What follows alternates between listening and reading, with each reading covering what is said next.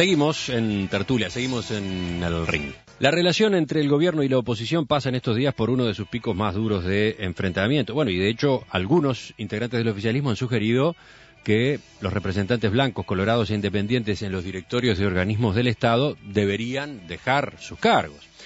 Este clima se vio agravado el fin de semana pasado con la declaración del sector Unidad Nacional, que al final de su congreso llegó a utilizar el término totalitario para referirse al gobierno vigente. Dice el tercer punto de la declaración: debemos alejar a los uruguayos del peligro creciente de ser presas de un régimen totalitario del Frente Amplio que solo concibe el ejercicio del gobierno de un modo autoritario en que la única visión correcta de la realidad es la propia.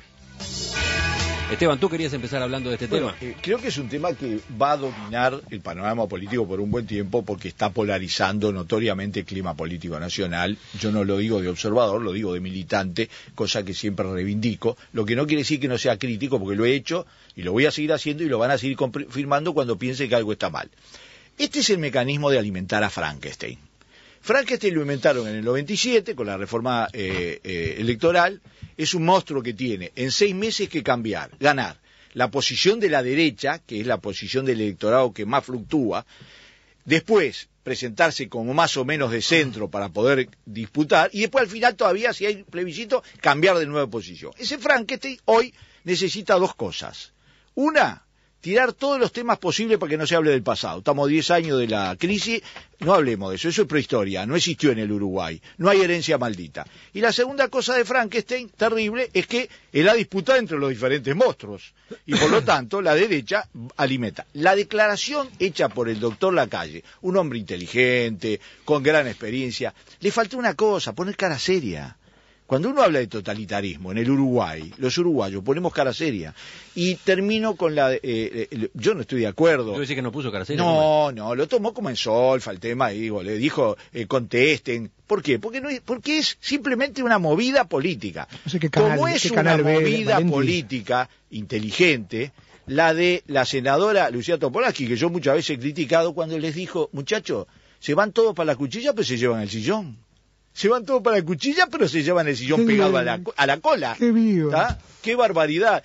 Y creo que hizo bien, porque demostró que todo está bien, el totalitario, mientras no nos toquen los lugares inocentes. Y nadie se los va a tocar. Marcader. Bueno, digo, yo probablemente no hubiera escrito un comunicado de ese tipo, digo,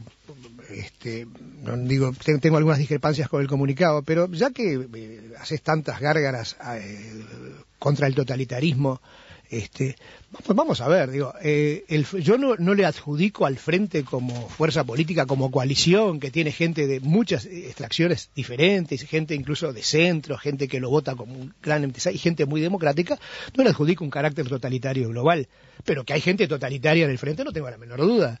No tengo la menor duda, empezando por la primera dama, la primera senadora de la República, que quiere que las Fuerzas Armadas sean políticas, o el señor Marielales, que pide fusilar a los senadores paraguayos. Digo, ¿cuántas expresiones totalitarias escuchamos todos los días? Es decir, traen 200 venezolanos a adoctrinar a los oficiales uruguayos. ¿Qué es eso si no totalitarismo, peor chavismo rampante? Es decir, hay expresiones totalitarias. 2x3 uno escucha cosas de gente que dice, no, aquí hay que cambiar las reglas de la sociedad, no sirve. El presidente ayer reivindica la lucha de clases, considera que está vigente, que estamos volviendo a la primera internacional. ¿A dónde estamos volviendo? Vivimos en un régimen capitalista. Yo escuché a Vergara ayer en ADM. No tiene nada que ver con la lucha de clases, lo que él planteó. Habla de las macromedidas y de mantener los equilibrios y demás. Pero así como está Vergara y un equipo económico moderno y demás que actúa en el siglo XXI, tú sabes muy bien que el Frente tiene fuerzas retardatarias, fuerzas claramente totalitarias, fascistas. Gente fascista que cree que a patadas, que a punta de revólver se hacen las cosas. Lo sigue teniendo y lo sigue amparando. Buenir, ¿tu visión de cómo está la relación gobierno-oposición? Sí, primero una cosa que no puedo dejar pasar. Yo digo, creo que como concepto, el concepto de lucha de clases nunca ha sido perimido. Digo, bueno, para algunos sí, desde el siglo pasado.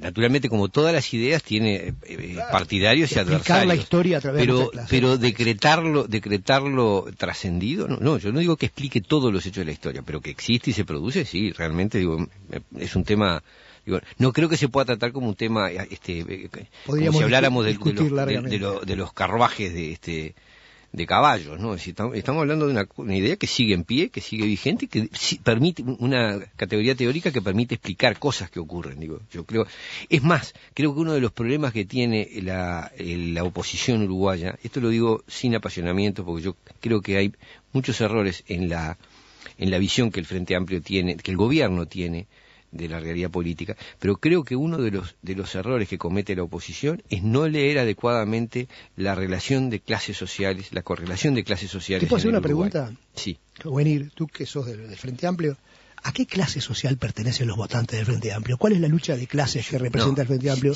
¿O no tiene todas las clases sociales adentro? Sin duda, no. Bueno, sin entonces duda, no. Creo que es una amplia alianza, mirado desde el punto de vista de la lucha de clases como un frente, es una amplia alianza de clases. No, es una alianza de clases. Es una alianza de clases. Entonces no hay lucha de clases.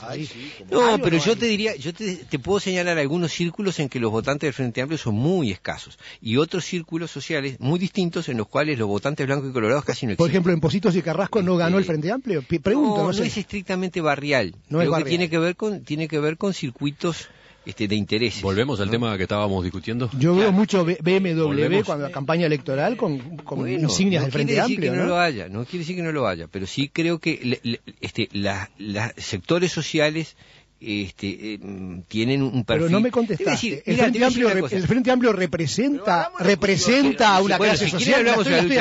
¿El Frente Amplio representa a una clase social? Creo que representa a varias clases sociales. Exactamente. Entonces, ¿dónde está la lucha de clases? Y no representa tanto a otros sectores sociales.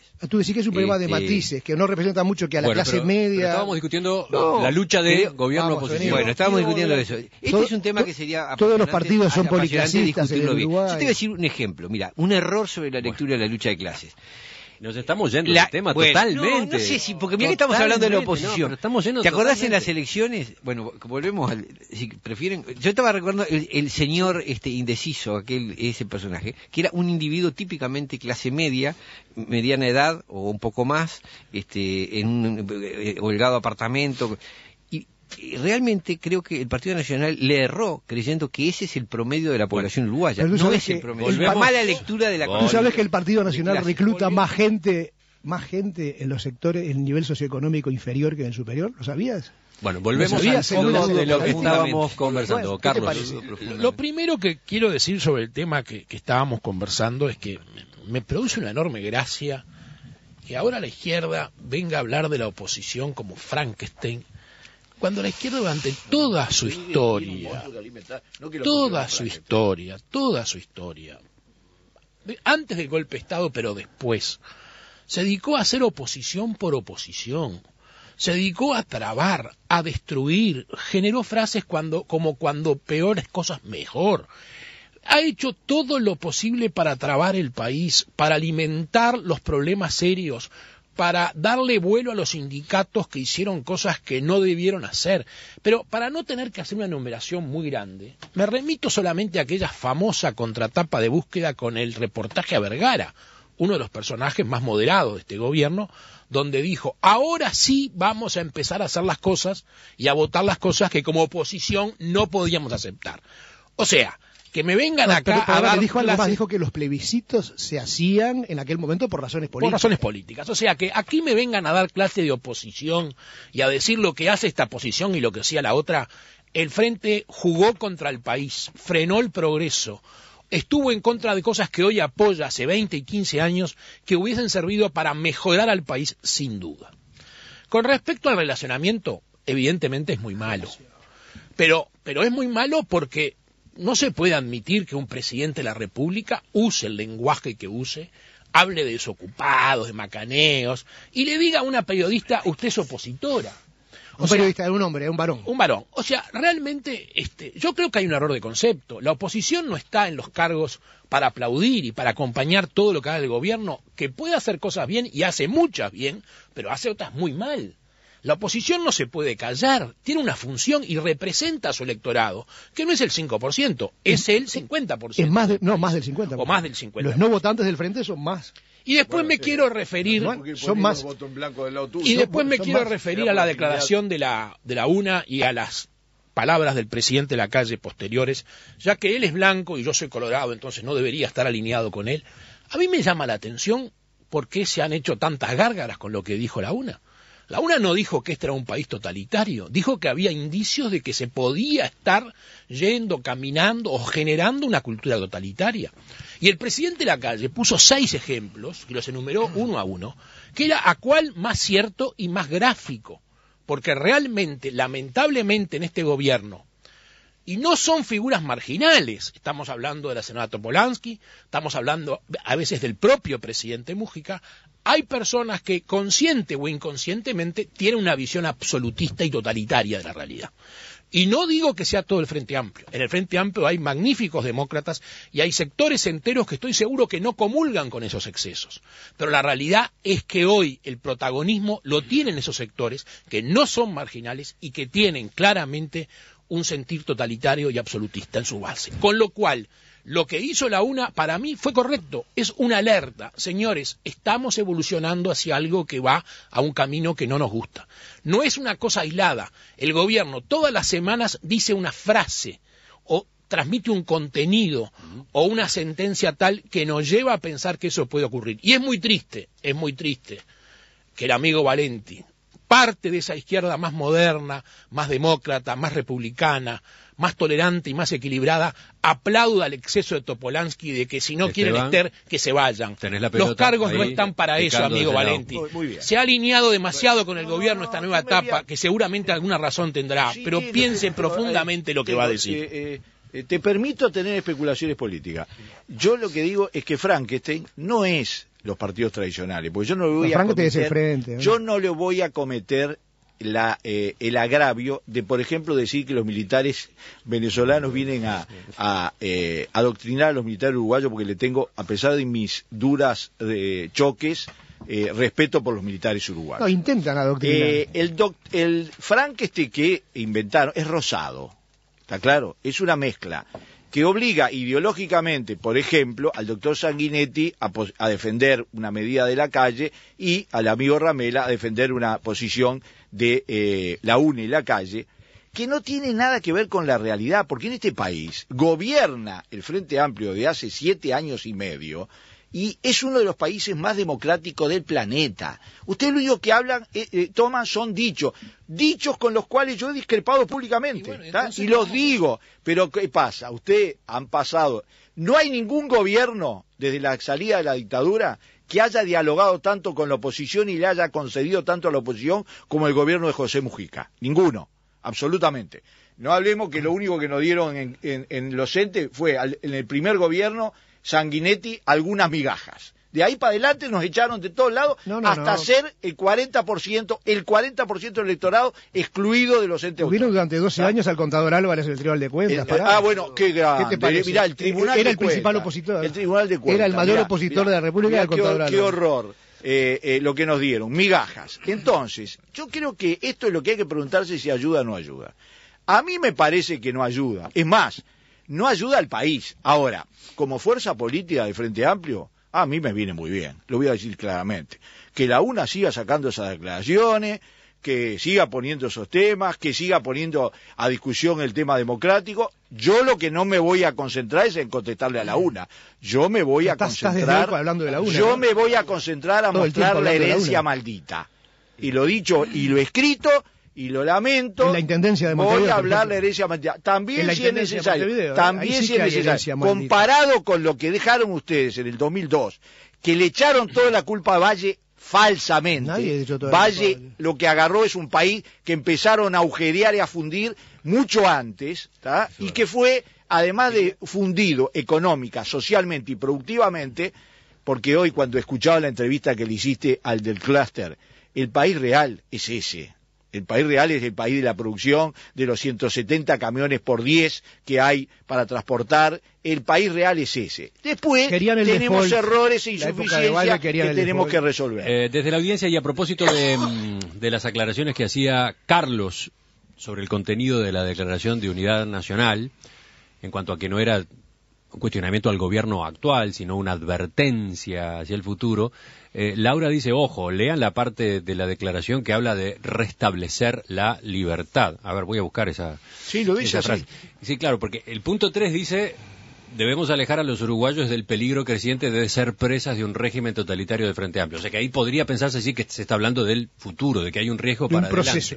En cambio, el punto 4 dice, las alarmantes y reiteradas afirmaciones acerca del deseo de obtención del poder total, con dependencia del Poder Judicial y de las Fuerzas Armadas del Frente Amplio, propias de la concepción de gobierno de partido único, hacen cada vez más nítida esa visión absolutista de las cosas y necesario el triunfo del Partido Nacional para restablecer la libertad, la república y la democracia en nuestra patria. Campaña electoral pura. Lo que dice el oyente es que se está sosteniendo que hoy no hay libertad, hoy no hay república, hoy no hay democracia. Que hagan aviso publicitario. Yo diría que está claro que estamos en un proceso de degradación institucional y republicano y democrático, en el que yo creo que en el fondo estamos todos de acuerdo, porque evidentemente el anterior fue un gobierno democrático, este lo es y lo empezó siendo, pero hay cada vez señales.